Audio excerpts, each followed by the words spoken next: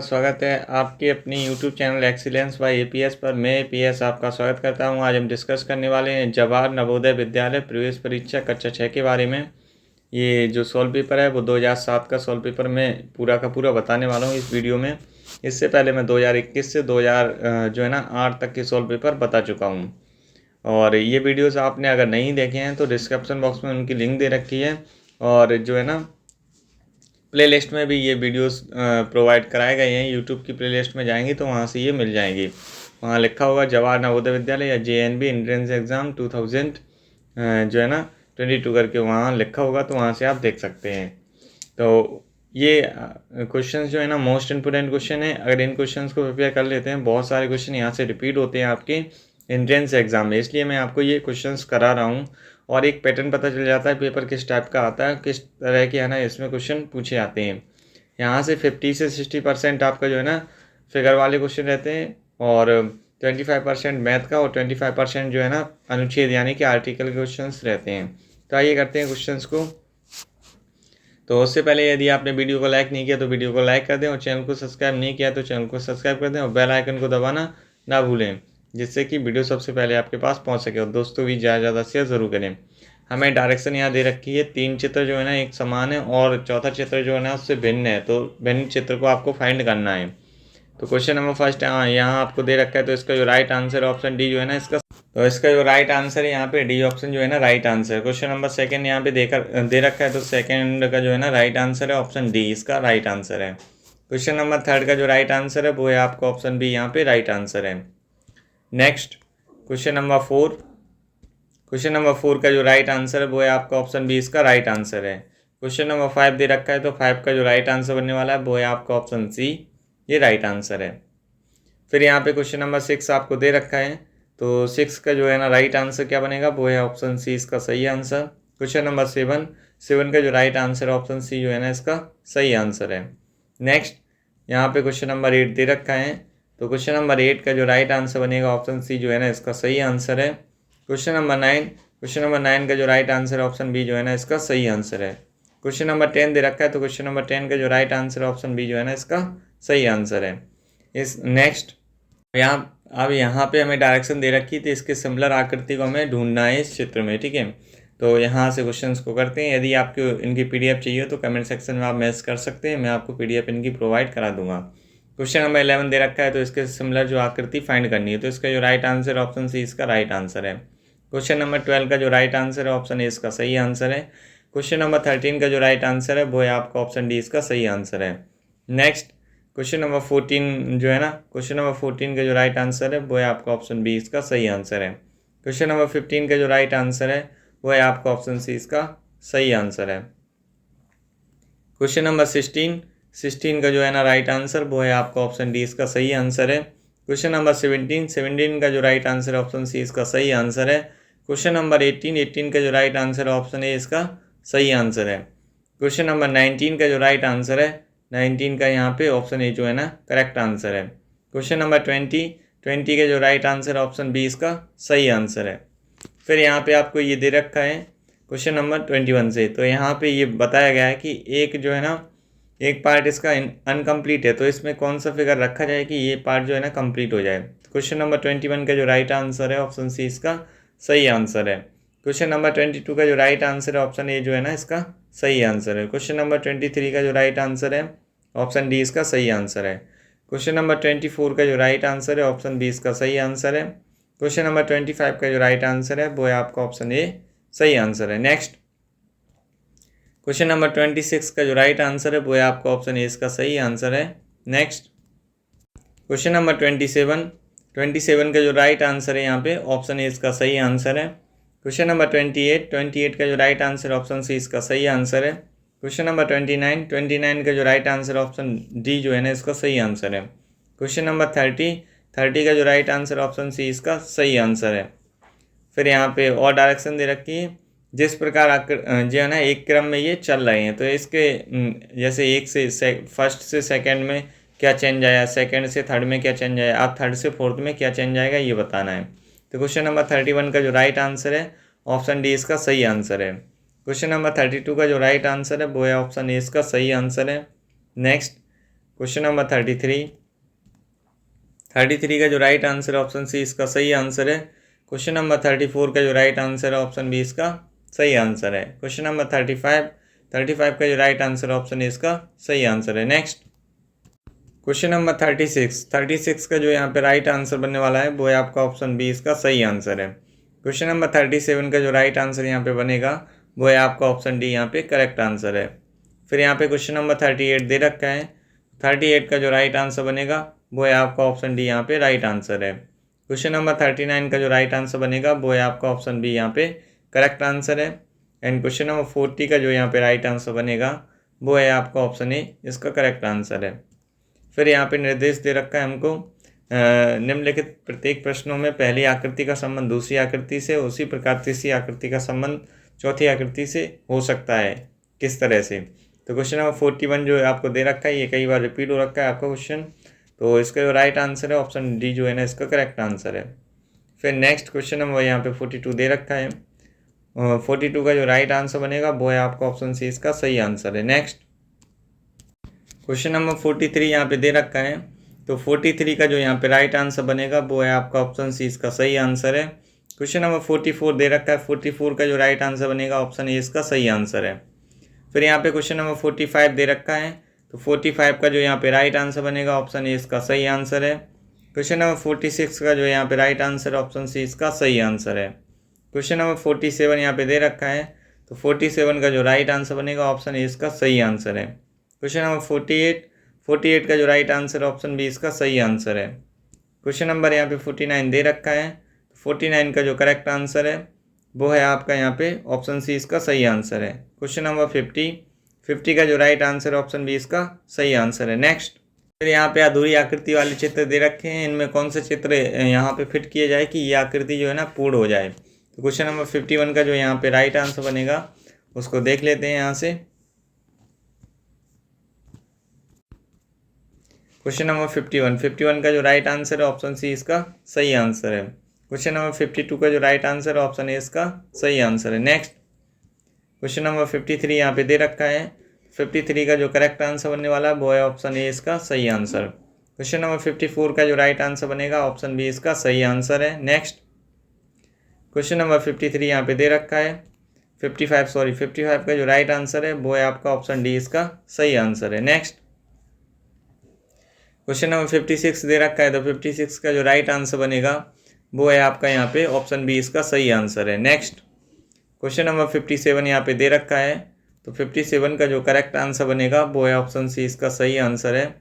Question number 58 यहाँ पे दे रखा है, तो 58 का जो राइट आंसर है ऑप्शन ए इसका सही आंसर है। क्वेश्चन नंबर 59 यहाँ पे दे रखा है, 59 का जो राइट आंसर है यहाँ पे वो है ऑप्शन ए इसका सही आंसर। क्वेश्चन नंबर 60 का जो राइट आंसर है वो है आपका ऑप्शन बी इसका करेक्ट आंसर है। फिर यहाँ पे आपको मैथ दे रखा है, तो मैथ स्टार्ट करते हैं। यहाँ पे ऑप्शन वाइज मैं बताता जाऊँगा, फिर लास्ट में इसका सोल्यूशन भी बताऊँगा, ठीक है। क्वेश्चन नंबर जो है ना 61, 1 से 25 तक की संख्याओं का योगफल क्या होगा, तो इसका जो राइट आंसर है 325 इसका सही आंसर है। क्वेश्चन नंबर 62, 48, 144 एंड 576 का मासा क्या होगा, तो इसका जो राइट आंसर है वो है आपका यहाँ पे ऑप्शन सी इसका सही आंसर है 48 इसका करेक्ट आंसर है। क्वेश्चन नंबर यहाँ पे दे रखा है 63, इसको सरल करना है, सरल करने पर क्या आंसर बनेगा, इसका आंसर जो बनेगा वो 1 इसका सही आंसर है। नेक्स्ट क्वेश्चन नंबर 64 दे रखा है, 16268 का सन्निकट मान क्या होगा, तो इसका जो मान बनने वाला है वो है आपका ऑप्शन डी 1627 जो है ना 0 इसका सही आंसर है। नेक्स्ट क्वेश्चन नंबर 65 यहाँ पे दे रखा है, एक सीलिंग फैन को 750 रुपये में खरीद कर 18% लाभ से बेचा जाता है, तो विक्रय मूल्य ज्ञात कीजिए, तो इसका जो राइट आंसर बनेगा वो है आपका ऑप्शन बी 885 इसका सही आंसर है। क्वेश्चन नंबर 86 यहाँ पे दे रखा है, तो अगली पंक्ति में संख्याओं का कौन सा समूह आएगा, तो इसमें जो समूह आने वाला है वो आपका यहाँ पे ऑप्शन ए जो है ना करेक्ट आंसर है, 936 एंड 936 इसका सही आंसर है। नेक्स्ट फिर यहाँ पे क्वेश्चन नंबर दे रखा है 67, यदि किसी वर्ष को 31 मई को बृहस्पतिवार है तो उसी वर्ष के 30 जून को कौन सा दिन होगा, तो यहाँ पे जो है ना इसका राइट आंसर बनेगा ऑप्शन सी शनिवार इसका सही आंसर होगा। क्वेश्चन नंबर 68, प्रतिशत वार्षिक ब्याज की दर से कोई धन 2486 हो जाता है तो वह धन क्या है? तो इसका जो राइट आंसर यहाँ पे वो है आपका ऑप्शन डी 2200 इसका सही आंसर है। क्वेश्चन नंबर 69 यहाँ पे दे रखा है, संपूर्ण क्रांति एक्सप्रेस संध्या 5:50 बजे पटना से चलकर अगले दिन प्रातः 8:15 बजे नई दिल्ली पहुंचती है। यात्रा का कुल समय क्या है?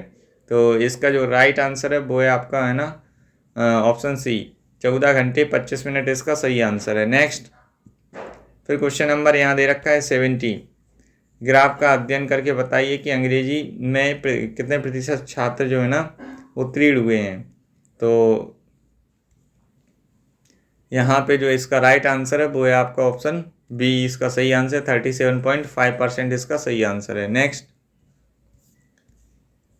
क्वेश्चन नंबर 71 यहाँ दे रखा है, 4 अंकों की सबसे बड़ी संख्या कौन सी है जिनमें प्रत्येक अंक अलग अलग है? तो इसका जो राइट आंसर है वो है आपका ऑप्शन ए 9876 इसका सही आंसर है। क्वेश्चन नंबर 72, निम्न में से कौन सी संख्या सबसे बड़ी है? तो इसका जो राइट आंसर है वो है आपका ऑप्शन बी 86 जो है ना 450 इसका सही आंसर है।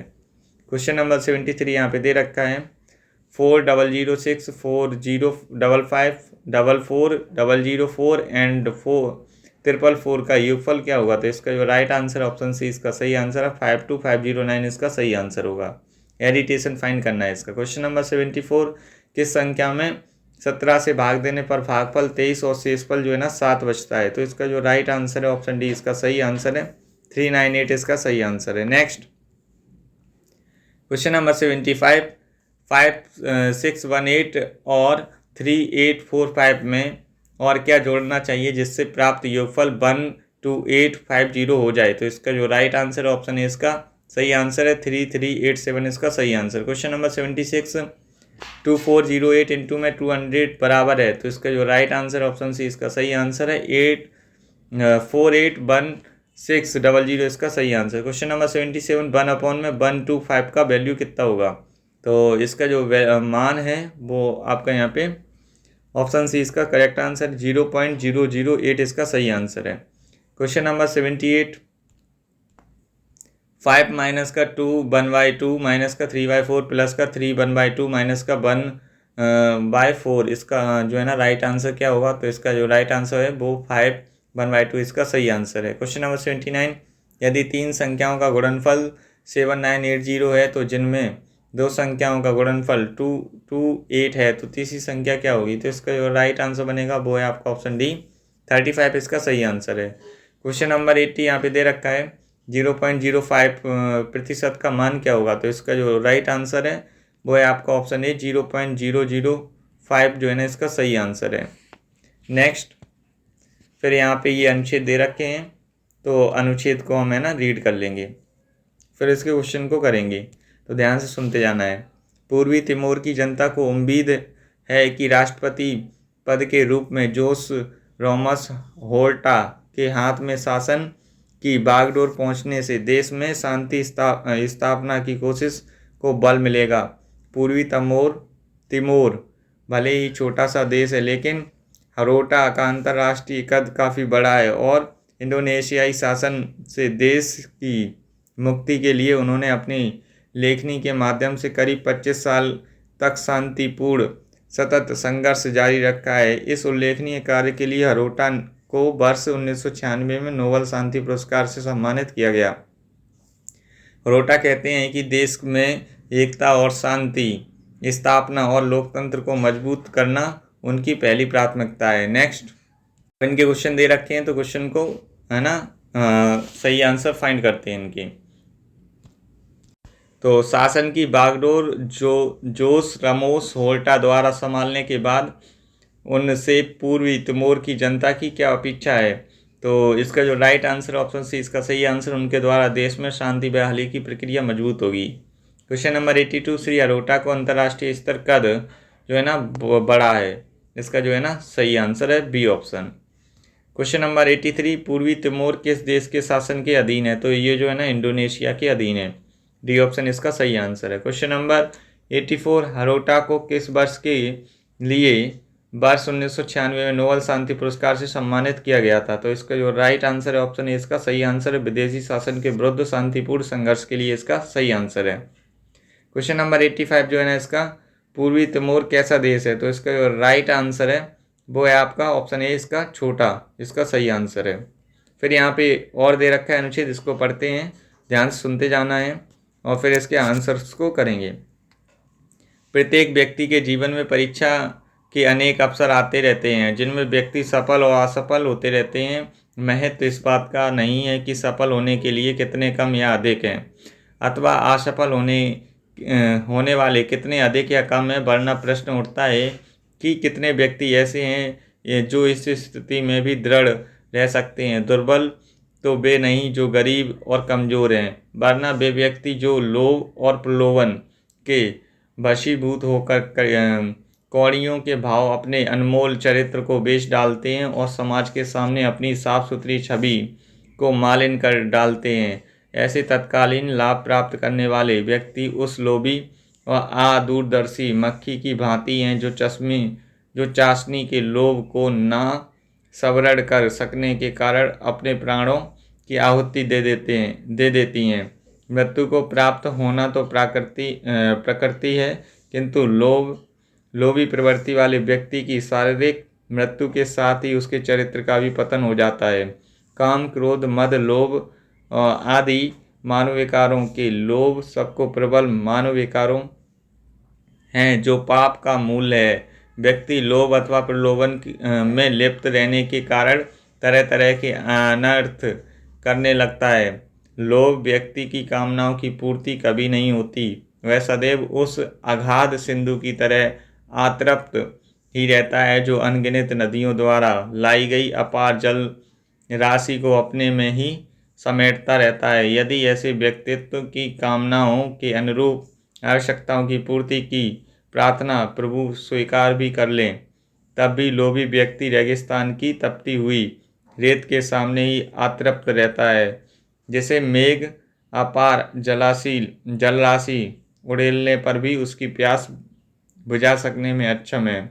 व्यक्ति की सफलता और असफलता, लाभ हानि की दशा में भी अपनी दृढ़ता को बनाए रखना और लोभ अथवा प्रलोभन कितना बड़ा, छोटा और महत्वहीन है, महत्व इस बात का है कि मनुष्य कितना दृढ़ संकल्पी है। लोभ मनुष्य कोई आँखों के आगे आवरण जो है ना आवरण डाल देता है, जिससे वह वस्तु और या व्यक्ति वस्तु के स्वरूप को नहीं समझ पाता। लोभ के प्रति आकर्षक होते ही मनुष्य का विवेक लुप्त हो जाता है, अर्थात लोभ का मूल अज्ञानता और या विवेक शून्यता की ही होती है। तो अब इसके क्वेश्चन करते हैं। जीवन की परीक्षा में मनुष्य को असफलता से, तो इसका जो राइट आंसर है, विचलित हुए बिना अपने कर्तव्य पथ पर आगे बढ़ना चाहिए। क्वेश्चन नंबर 87, लोभी व्यक्ति का क्या परिणाम होता है? तो इसका जो राइट आंसर है यहाँ पे वो आपका बनेगा जो है ना ऑप्शन सी, उसका चारित्रिक पतन हो जाता है, इसका सही आंसर है। क्वेश्चन नंबर 88, अनुच्छेद लेखन ने किसे प्रबल मनोविकार कहा है? तो इसका जो राइट आंसर ऑप्शन है लोभ। क्वेश्चन नंबर 89, लोभ का मूल कारण क्या है? तो इसका जो राइट आंसर बनेगा यहाँ से वो बनेगा आपका ऑप्शन डी, विवेक शून्यता, इसका सही आंसर है। क्वेश्चन नंबर, अनुच्छेद में अनमोल शब्द का क्या जो है ना कौन सा शब्द है? तो इसका जो राइट आंसर ऑप्शन बी, विशेषण। नेक्स्ट, यहाँ पे फिर से अनुच्छेद दे रखा है तो इसको रीड कर रहा हूँ, ध्यान से सुनते जाइएगा, ठीक है।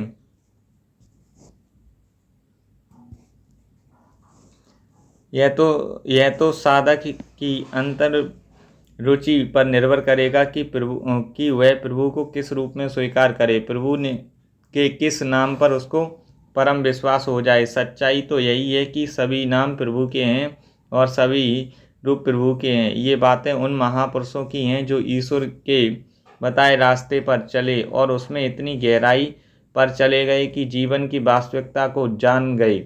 ये सब जानने के बाद ही इस नतीजे पर पहुँचे कि सभी नाम और रूप एक ही प्रभु के हैं। धीरे धीरे साधक अपने रास्ते चलते चलते भक्ति के शिखर पर पहुँचता है।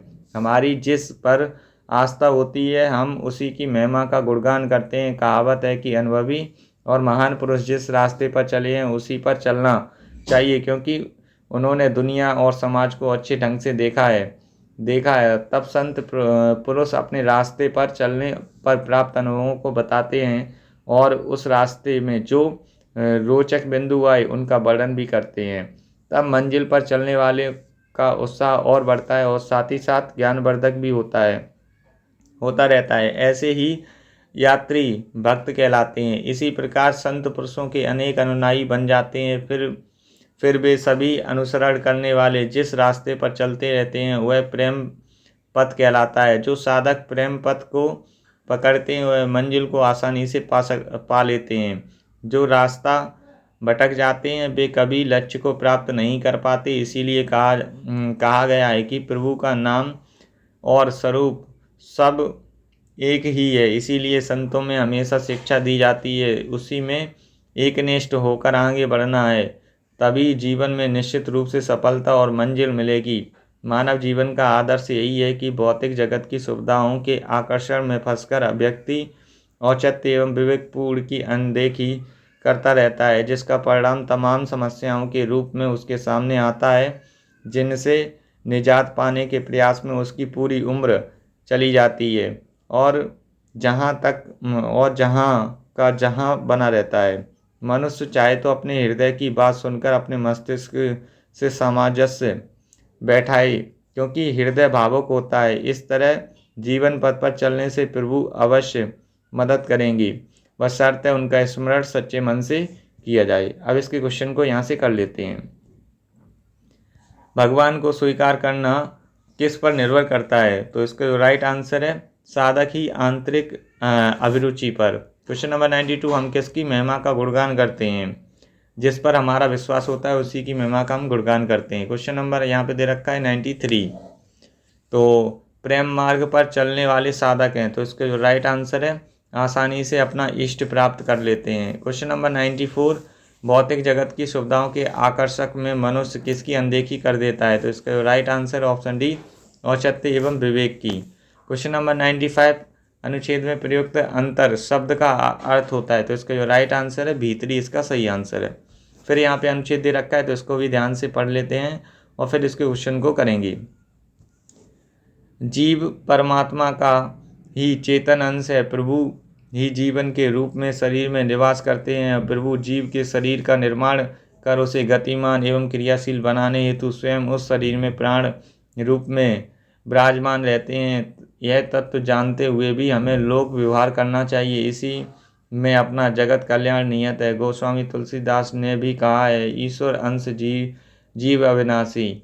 अब प्रश्न उठता है कि जब जीवन परमात्मा का ही अंश है और इतना शक्तिशाली है तो फिर क्यों गलत कार्य करता है? इसका एक ही उत्तर है कि वह अपने को शरीर मानकर उसी की सुख सुविधाएं के लिए संसाधनों के संग्रह हेतु उचित अनुचित भलाई बुराई की अनदेखी करते हुए स्वार्थ बस गलत मार्ग पर चल पड़ता है, जिसके परिणाम स्वरूप वह कष्ट पाता है और अपमानित होता है। ऐसा आज के आपादपी के युग में प्रहा देखने को मिल रहा है। निर्मल हृदय में परमात्मा का वास होता है। जीव के दुख को पाने का एकमात्र कारण है उसकी अज्ञानता। मनुष्य में जब अपने को केवल शरीर मानकर कर्तापन का भाव आ जाता है तो वह भौतिकता के वशीभूत होकर उसमें अहंकार का प्रादुर्भाव होने लगता है। तभी वह घोर कष्ट पाता है। मानव चाहे तो अपने विवेक का इस्तेमाल करके ऐसी स्थिति से बच सकता है। वह अपने हित अनहित के विषय में पर्याप्त जानकारी रखने में सर्वदा समर्थ और सामर्थ्य भी परमात्मा का ही दी हुई है, किंतु वह इसके प्रति कृतज्ञता ज्ञापित करने के बजाय दंभवश अपने को ही सर्वशक्तिमान मानने लगता है, जिससे कदम कदम पर उसे निराशा देखने को मिलती है। मन की प्रवृत्ति चंचल होने के कारण मनुष्य विषयों के प्रति आकर्षित होती ही रहता है और यह स्थिति व्यक्तित्व में विकार उत्पन्न करती है। मानव अपने वास्तविक स्वरूप को भूल जाता है और कि वह परमात्मा का अंश है। वह आत्मा को भूलकर शरीर का ही सब कुछ समझता है, जिस कारण वह घोर कष्ट पाता है और तब तब प्रभु को याद करता है। यदि वह सदैव इस बात का आभास करता रहे कि प्रभु हमारे अंतःकरण में विराजमान है, वह हमारे प्रत्येक कार्य को देख रहे हैं, तो वह गलत मार्ग से जाने से बच सकता है। अब इसकी क्वेश्चन करेंगे। क्वेश्चन नंबर 96, ईश्वर कहाँ निवास करता है? तो इसका जो राइट आंसर है निर्मल हृदय में करता है। क्वेश्चन नंबर 97, जीव डॉट डॉट का अंश है, तो इसका जो राइट आंसर है ईश्वर का। क्वेश्चन नंबर 98, मनुष्य में कब अहंकार पैदा होने लगता है? तो इसका जो राइट आंसर है जब वह भौतिकता के वशीभूत में हो जाता है, तो इसका राइट आंसर है। क्वेश्चन नंबर 99, मनुष्य स्वयं को, तो इसका जो है शरीर मानकर उसकी सुख सुविधाओं के लिए विवेक को परित्याग कर देता है। क्वेश्चन नंबर 100, अनुच्छेद में प्रयुक्त कृतज्ञता का शब्द जो है ना उसका विलोम क्या होगा? कृतज्ञता जो है ना, इसका ये ऑप्शन इसका सही आंसर है। फिर यहाँ इसका सोल्यूशन दे रखा है, तो इसको नोट करना हो तो नोट करना कर लेना, और स्क्रीनशॉट लेना हो तो स्क्रीनशॉट भी ले सकते हैं। फिर यहाँ इसके सोल्यूशन दे रखे हैं। बाय रीजन किस तरह से कौन सा आंसर बना है आपका। नेक्स्ट, आपने अगर वीडियो को अभी तक लाइक नहीं किया तो वीडियो को लाइक कर दें, और चैनल को सब्सक्राइब नहीं किया तो चैनल को सब्सक्राइब करें, बेल आइकन को दबाएं जिससे कि वीडियो सबसे पहले आपके पास पहुंच सके, और दोस्तों भी ज़्यादा शेयर ज़रूर करें। ये सोल्यूशन मैं आपको दिखाता जा रहा हूँ। इसके बाद मैथ का भी सोल्यूशन दिखाऊंगा, उसको नोट करते जाना है। ये जो है ना आपके फिगर वाले क्वेश्चंस के ये सोल्यूशन दिखाया जा रहा है। नेक्स्ट, ये सोल्यूशन आपको दिखाया जा रहा है, इसको नोट करते जाएंगे, और समझना हो तो समझते भी जाएंगे। कोई दिक्कत आती है तो आप कमेंट सेक्शन में ज़रूर बताएंगे। यहाँ से आपका मैथ का सोल्यूशन स्टार्ट होता है, तो इसको नोट करते जाइए, ठीक है। सारे बच्चे नोट करते जाएंगे। यदि आपको इसका PDF चाहिए तो कमेंट सेक्शन में मेरे को बता देना, मैं आपको इसका PDF प्रोवाइड करा दूंगा। फिर यहाँ से दे रखा है, तो इसको नोट करते जाइए। और वीडियो कैसा लगा कमेंट सेक्शन में ज़रूर बताइएगा। वीडियो अच्छा लगा हो तो वीडियो को लाइक करना ना भूलिएगा, और चैनल को सब्सक्राइब करें, और दोस्तों के साथ ज़्यादा शेयर ज़रूर करें। इस तरह से जो है ना पूरा वीडियो कंप्लीट हो चुका है। अब नेक्स्ट पार्ट में हम 2006 का जो है ना पेपर डिस्कस करेंगे, उसके बाद 2005 का पेपर डिस्कस करेंगे। इस तरह से पूरे पेपर हो जाएंगे। फिर हम प्रैक्टिस सेट भी अपलोड करेंगे। तो चैनल के साथ अभी आप अगर नहीं जुड़े हैं तो चैनल के साथ जरूर जुड़ जाएं, चैनल को सब्सक्राइब करें, बेल आइकन को दबाएं जिससे कि वीडियो सबसे पहले आपके पास पहुँच सके, और दोस्तों भी ज़्यादा शेयर ज़रूर करें। इन क्वेश्चंस को आप कंप्लीट कर लेते हैं तो आपके अच्छे नंबर अवश्य आएंगे। तो आप चैनल के साथ जुड़े रहिए और इन क्वेश्चंस को प्रैक्टिस करते रहिए, जिससे कि आपके जवाहर नवोदय विद्यालय एंट्रेंस एग्जाम में अच्छे नंबर बन सकें। जय हिंद फ्रेंड्स, जय Hind students, thank you for watching.